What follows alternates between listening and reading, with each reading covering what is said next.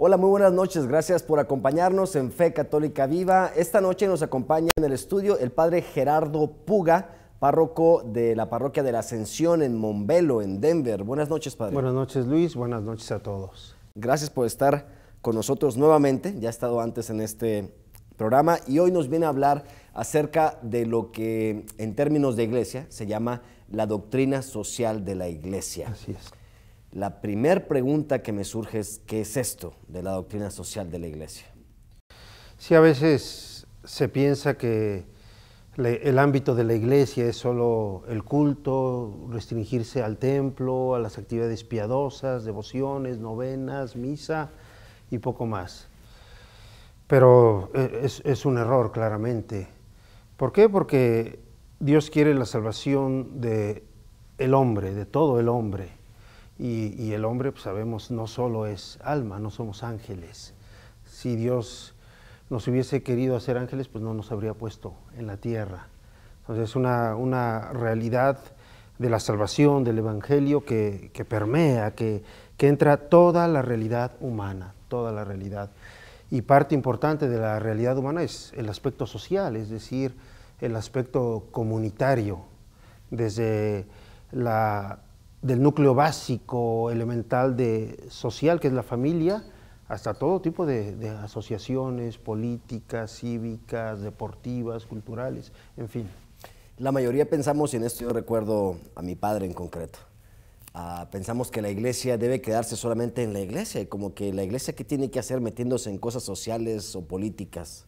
¿Está esto bien o mal? Sí, es un error. Ciertamente ha habido desviaciones, como después mencionaremos, pero el Evangelio, Dios quiere que permee todo, que alcance todas las realidades, y la iglesia siempre lo ha visto así. Primero, quizá de una manera espontánea, y después ya de un modo sistemático, que es lo que llamamos ahora doctrina social de la iglesia, pero la preocupación es del hombre y de todo el hombre, de todas sus actividades, teniendo como modelo a Jesucristo, que fue lo que hizo nuestro Señor Jesucristo. Si nosotros tomamos el Evangelio, no solo son milagros espirituales, por decirlo así, el aumento de la fe, el perdón de los pecados, sino también sanaciones físicas, dar de comer a las personas, de resucitar a los muertos, que tiene un aspecto espiritual y va orientado hacia un fin espiritual, pero son bienes del cuerpo, bienes sociales, digámoslo así. Hablaba usted hace un momento de desviaciones. ¿Cuáles serían estas desviaciones o estas cosas que la doctrina social de la iglesia no es? Exactamente. Yo creo que por un lado sería lo que tú mencionas por defecto, es decir, recluir la obligación de la iglesia a los aspectos cultuales, y es, pues no sé, desentenderse de las realidades corporales, de las realidades temporales, y luego como proyectar que solo hacia la salvación del alma. Ciertamente es importantísimo, y quizá lo más importante es la salvación, pero no solo del alma, del cuerpo y del alma. Cuando nosotros resucitemos como Cristo, resucitaremos con cuerpo y alma, con este cuerpo.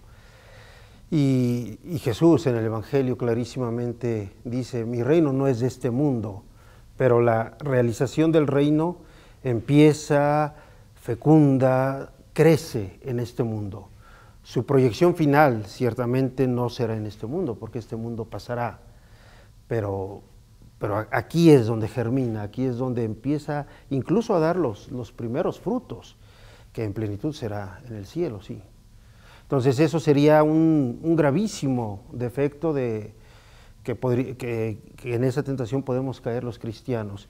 Y el otro es, pues ahora sí que por exceso, que también es bastante grave, es de reducir o pensar que la iglesia pues es una asociación social cuya finalidad es pues nada más dar de comer, ver que las asociaciones estén en paz.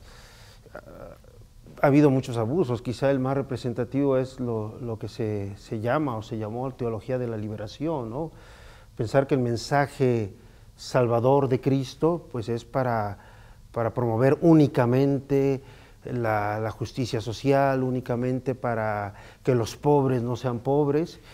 Y desgraciadamente, pues a veces esa teología de la liberación se dio con tintes marxistas, comunistas, o sea, incluso no con el evangelio en la mano, sino con la violencia, con la lucha de clases, en fin. Sí, ha habido esas desviaciones, eso no es doctrina social. Es difícil siempre tener el balance. Es como cuando decimos que está en nuestra fe que Jesucristo es verdadero Dios y verdadero hombre. Llegar a un balance de estas dos en la práctica pastoral es siempre difícil. Sí, claro que sí.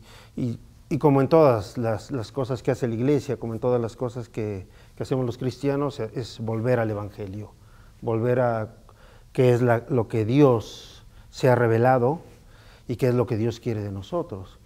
Porque podemos caer en el riesgo de hacer una ideología, o sea, separarnos del Evangelio, separarnos del precepto del amor de Dios y sí, en nombre de Dios, hacer mi propio pensamiento, mi propia liberación y no la de Dios.